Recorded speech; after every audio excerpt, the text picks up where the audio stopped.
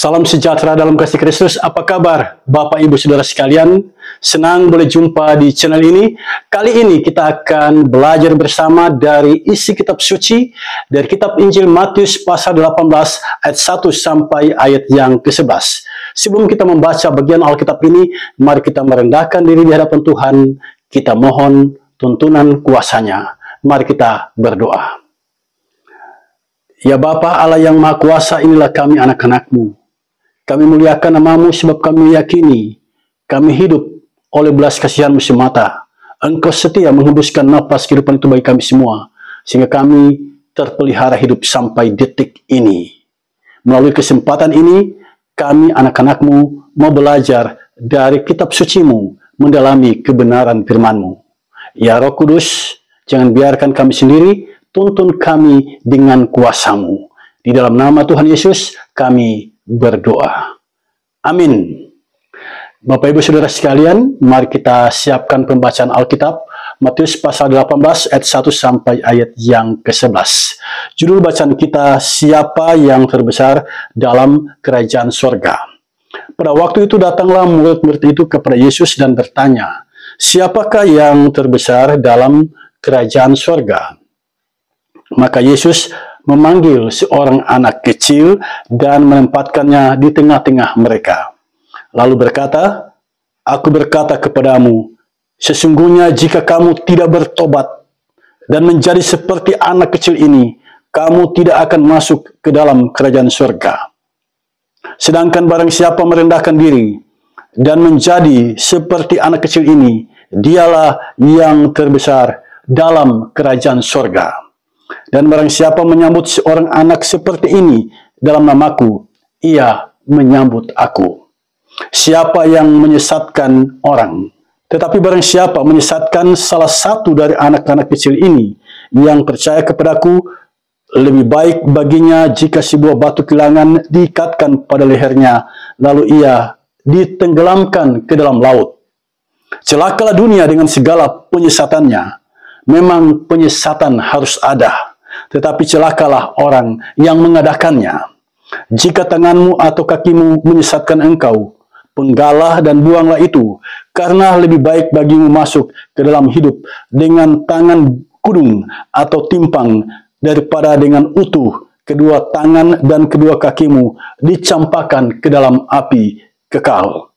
Dan jika matamu menyesatkan engkau, cungkilah dan buanglah itu, karena lebih baik bagimu masuk ke dalam hidup dengan bermata satu daripada dicampakkan ke dalam api neraka dengan bermata dua. Ingatlah, jangan menganggap rendah seorang dari anak-anak kecil ini, karena aku berkata kepadamu, ada malaikat mereka di sorga yang selalu memandang wajah Bapakku yang di sorga, karena anak manusia datang untuk menyelamatkan yang hilang. Demikianlah Bapak Ibu Saudara sekalian pembacaan Alkitab Matius pasal 18 ayat 1 sampai ayat yang ke-11. Tema khotbah kali ini, sambutlah anak-anak dalam namaku. Saudara, rahasia kerajaan sorga terbuka. Ya, kalau kita membaca bagian Alkitab ini, kita menemukan ada rahasia kerajaan sorga yang terbuka. Yesus yang membukakannya bagi kita. Karena sudah terbuka, mari kita belajar dengan baik dan benar dari kitab Injil Matius pasal 18 ayat 1 sampai ayat yang ke-11. Ini adalah kitab Injil yang unik, saudara sekalian. Saya katakan unik karena kitab Injil ini ditulis oleh penginjil Matius, itu dialamatkan kepada satu komunitas Yahudi, ya, orang-orang yang berlatar belakang agama Yahudi. Mereka lah yang pertama kali menerima kiriman kitab Injil Matius ini pada abad pertama Masehi. Nah, di dalam kitab Injil Matius ini, Yesus memberikan pengajaran yang sangat keras kepada para muridnya. Hal ini dipicu oleh pertanyaan para murid. Pertanyaannya seperti ini, siapakah yang terbesar dalam kerajaan surga? Saudara, pertanyaan ini sangat serius, sangat serius. Para murid mempertanyakan ini sangat serius. Kalau kita melihat kitab Injil yang lain, kitab Injil Markus dan kitab Injil Lukas misalnya, disebutkan di sana para murid bertengkar tentang hal ini, itu berarti para murid sedang berebut posisi di surga. Mereka belum masuk surga, tetapi mereka sudah mengincar posisi atau kedudukan mereka di surga. Nah, jika kelak Yesus menjadi raja di sana, mereka bertanya sekarang, siapakah dari 12 murid ini yang terbesar, yang mendapat kedudukan paling tinggi di sana? Nah, ini sebenarnya kelakuan yang memalukan, saudara sekalian. Mereka belum masuk surga, tetapi sudah berebut posisi, sudah berebut kedudukan di surga. Mereka ingin berkuasa di surga. Karena itu mereka sangat berharap Yesus segera memberitahu mereka siapa yang terbesar di antara mereka. Apakah Petrus, apakah Yohanes, apakah Andreas, apakah Thomas, atau siapa? Ini yang ditanyakan oleh murid-murid Yesus. Nah, Yesus meredam para muridnya ini dengan memanggil seorang anak kecil dan menempatkannya di tengah-tengah mereka. Yesus menjawab pertanyaan itu, mengawalinya dengan memanggil seorang anak kecil dan menempatkannya di tengah-tengah mereka. Perhatian para murid oleh Yesus dialihkan kepada seorang anak kecil. Ambisi kekuasaan yang begitu besar seketika terhenti ketika mereka diarahkan oleh Yesus melihat anak kecil. Anak kecil, saudara sekalian. Inilah yang disebut pengalihan isu. Isu kekuasaan dialihkan kepada isu anak kecil. Berbeda dengan orang dewasa, anak kecil tidak memiliki ambisi kekuasaan. Inilah sesungguhnya pesan tersirat di balik tindakan Yesus menghadirkan anak kecil di tengah-tengah mereka. Para murid kemudian diajar oleh Yesus, dan tumpuan pengajaran Yesus adalah anak kecil tadi. Nah, bagaimana Yesus mengajarkan para murid? Saya mencatat beberapa hal di sini. Yang pertama, soal masuk surga. Ini menarik, saudara sekalian. Hampir semua agama di dunia ini mengajarkan bagaimana bisa masuk surga. Nah, di sini Yesus mengajarkan tentang soal masuk surga. Tidak ada seorang pun yang dapat masuk surga tanpa bertobat dan menjadi seperti anak kecil. Ini pengajaran Yesus yang diberikan kepada murid-muridnya. Bertobat bagi kita bukanlah sebuah istilah yang baru.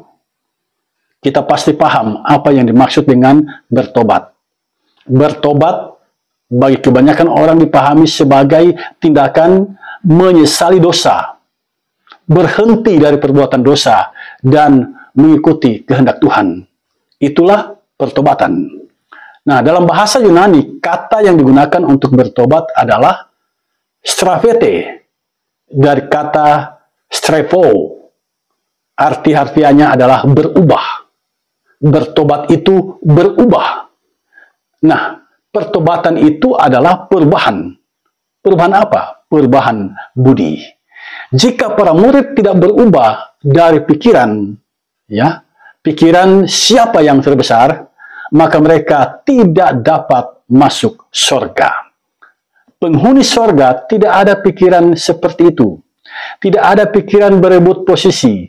Tidak ada pikiran berebut kekuasaan.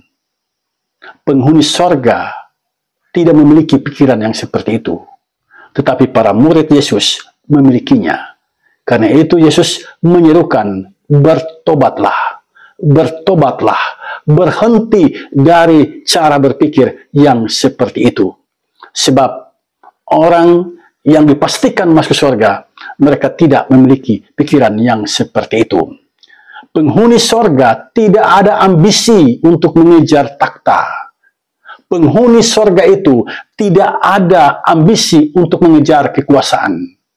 Penghuni surga itu diminta oleh Yesus menjadi seperti anak kecil. Saudara, kata anak kecil di sini diterjemahkan dari sebuah kata dalam bahasa Yunani, paidion. Arti harfiahnya anak kecil atau anak berusia muda, yang biasanya berusia di bawah 12 tahun.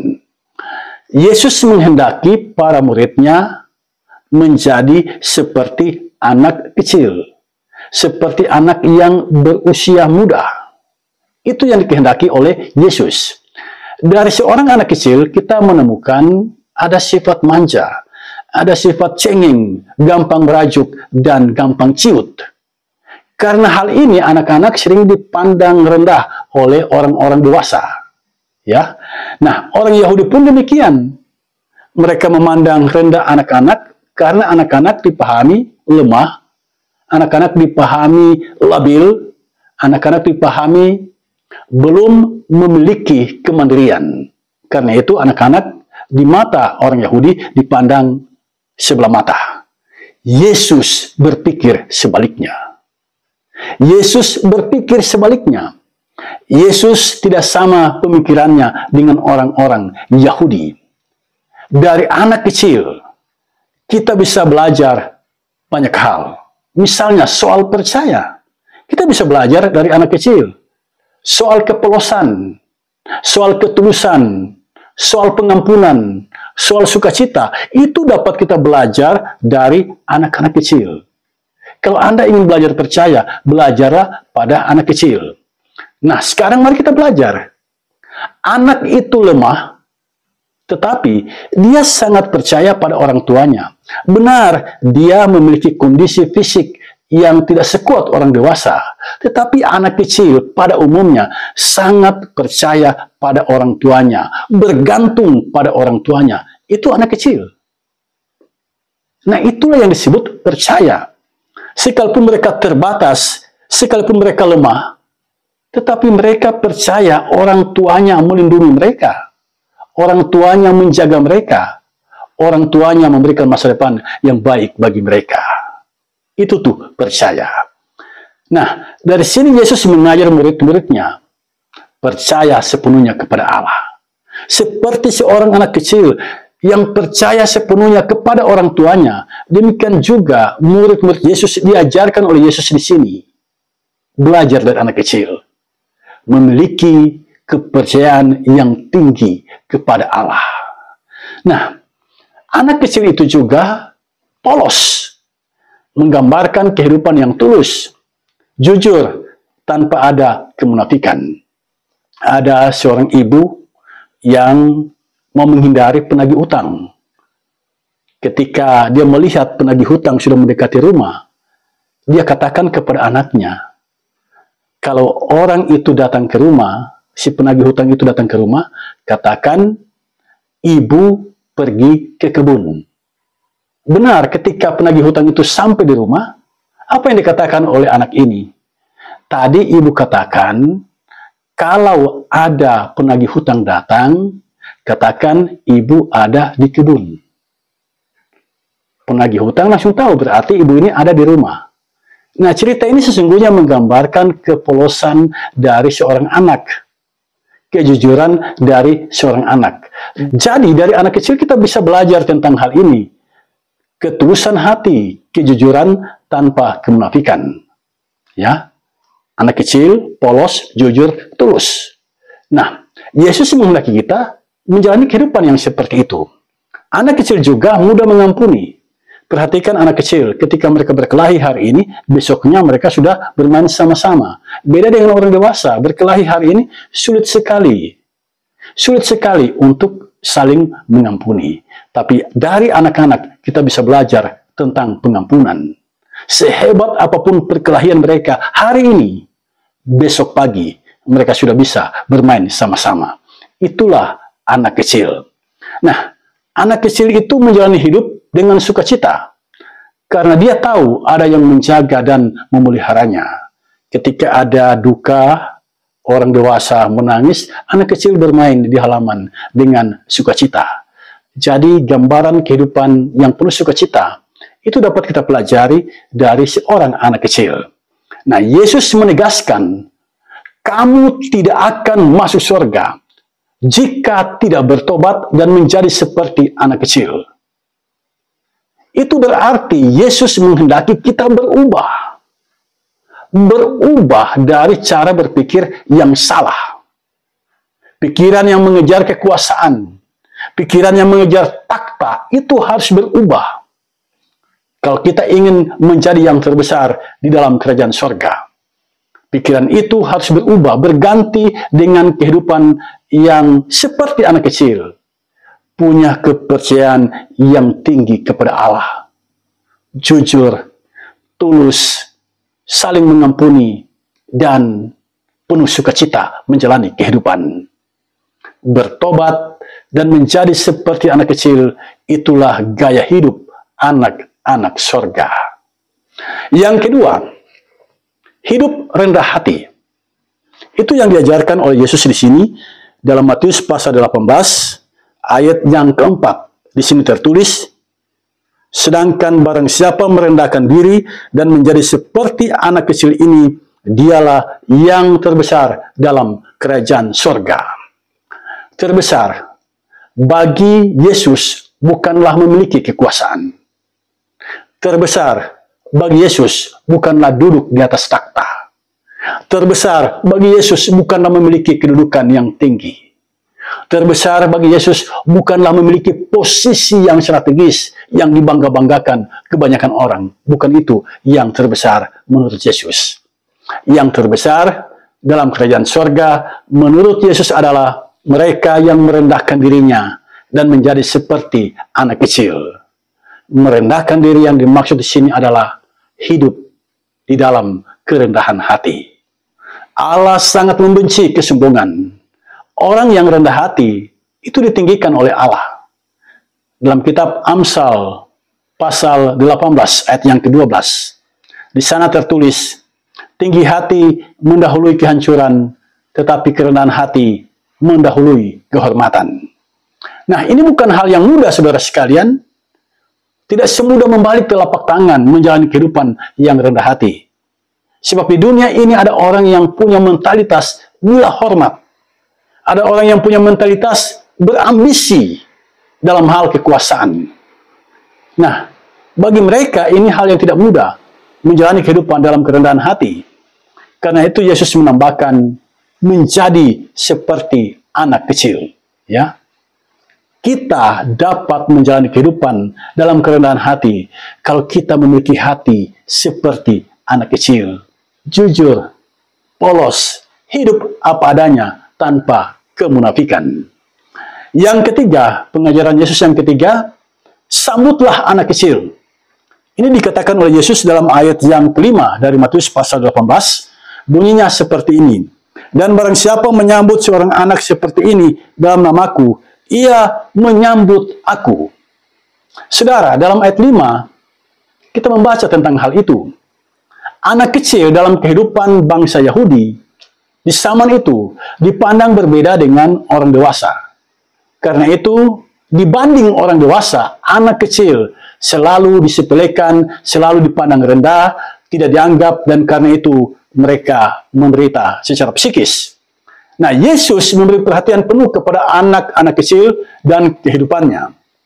Bayangkan saudara sekalian, menyambut mereka sama saja dengan menyambut Yesus. Itu kata Yesus di sini. Nah, apa maksud Yesus sebenarnya? Apa maksud Yesus dengan perkataannya itu? Dari ayat 6 sampai ayat yang ke-11, kita mendapatkan penjelasannya. Yang pertama, ayat 6. Yesus memberikan peringatan, jangan menyesatkan anak kecil. Yesus menyebut hal yang mengerikan di sini, ya, ditenggelamkan ke dalam laut daripada menyesatkan anak kecil. Lebih baik sebuah batu kilangan diikatkan di lehernya dan dia ditenggelamkan ke dalam laut daripada dia menyesatkan anak kecil. Batu kilangan itu batu yang agak besar yang digunakan untuk menggiling gandum. Nah, batu yang besar itu lebih baik diikatkan di leher seseorang yang menyesatkan anak kecil. Itu jauh lebih baik daripada membiarkan dia menyesatkan anak kecil. Nah, di sini Yesus memberi perhatian pada anak kecil. Bahkan Yesus dalam ayat yang ke-7 mengatakan, celakalah orang yang mengadakan penyesatan. Nah, dari sini kita mengerti itu berarti, wahai orang tua, didiklah anak-anak kita. Kita punya tanggung jawab yang besar dalam hal pengajaran. Didik anak-anak kita dengan baik, Jangan menyesatkan mereka. Tidak mendidik anak merupakan perbuatan yang tidak bertanggung jawab dan sepantasnya dihukum. Yang kedua, perhatikan ayat 10 sampai ayat yang ke-11. Di sini Yesus mengajar kita jangan memandang rendah anak kecil. Ya. Dalam ayat 10 dicatat, ingatlah, jangan menganggap rendah seorang dari anak-anak kecil ini, karena aku berkata kepadamu, ada malaikat mereka di sorga yang selalu memandang wajah Bapakku yang di sorga. Setiap anak punya malaikatnya di sorga, dan malaikat itu selalu memandang wajah Bapa di sorga. Itu berarti malaikat ini dekat dengan Bapa di sorga.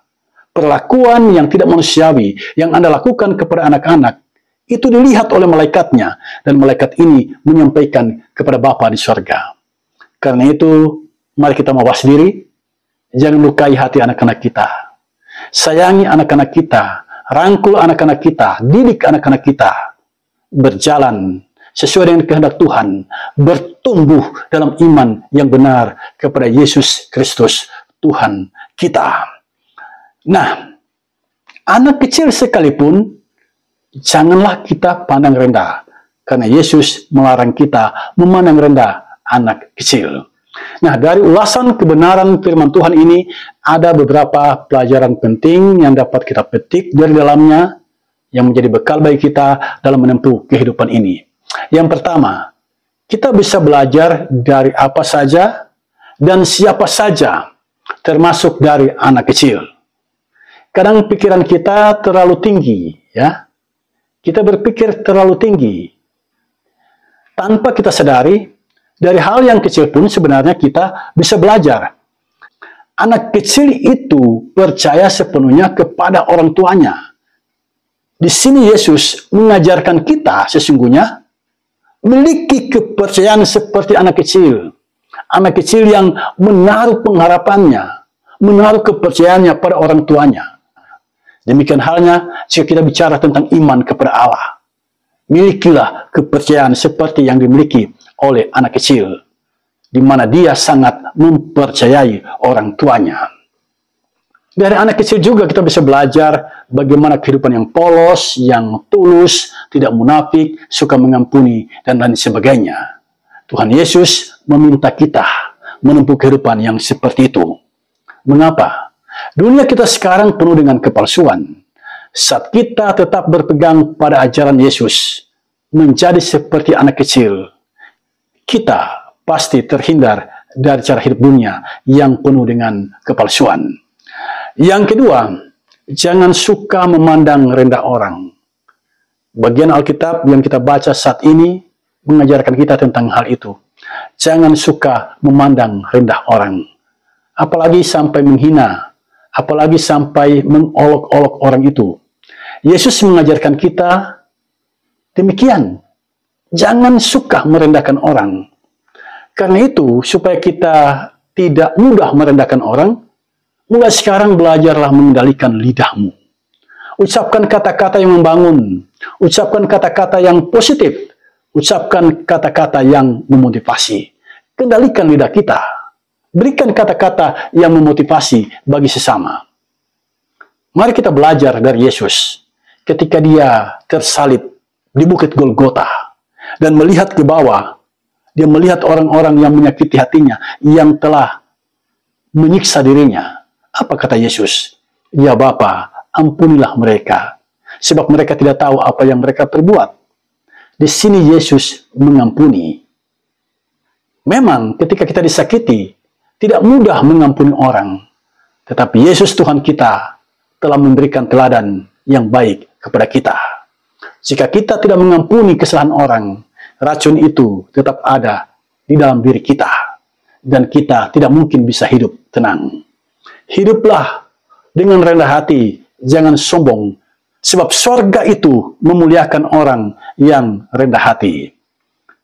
Orang yang sombong suka merendahkan orang. Orang yang sombong sulit menerima nasihat, sulit menerima kritik. Orang yang sombong suka pamer kelebihannya, suka pamer apa yang dimilikinya. Dan dia mudah iri hati ketika melihat orang lain sukses. Dia senang dipuji. Dan karena itu, dia berlaku kasar ketika orang tidak memujinya. Sorga memuliakan orang yang rendah hati. Hindarilah sikap sombong dari kehidupan kita. Yang ketiga, perlakukan semua orang setara. Perlakukan semua orang penuh hormat dan baik. Yesus tidak mengajarkan kita memperlakukan setara orang-orang dewasa. Tidak. Tetapi semua orang, termasuk anak-anak, harus kita perlakukan setara. Kita hormati dan kita hargai. Anak-anak termasuk di dalamnya harus kita hormati, harus kita hargai. Dewasa ini tingkat kekerasan terhadap anak-anak begitu tinggi. Dalam rumah pun anak-anak masih sering mendapat intimidasi dari orang tuanya. Bertobatlah dari cara hidup yang demikian. Anak kecil, kata Yesus, mesti disambut di dalam namanya. Saudara, jika kita menyambut seseorang atas nama presiden, itu berarti orang itu sangat dihormati oleh presiden. Demikian halnya jika kita menyambut seseorang dalam nama Yesus Kristus. Itu berarti anak ini sangat dihormati oleh Yesus. Dan karena itu, kita harus menghormatinya dan kita harus memperlakukannya dengan baik dan benar. Yesus Tuhan kita sangat menghargai anak-anak. Yesus Tuhan kita sangat menghormati anak-anak. Karena itu dia meminta kita menyambut anak-anak kita di dalam namanya. Kalau Yesus menghormati, menghargai anak-anak kita sebagai pengikutnya, mari kita mengikuti teladan Yesus. Kita hormati dan hargai anak-anak kita. Kita sambut mereka di dalam nama Tuhan Yesus. Amin.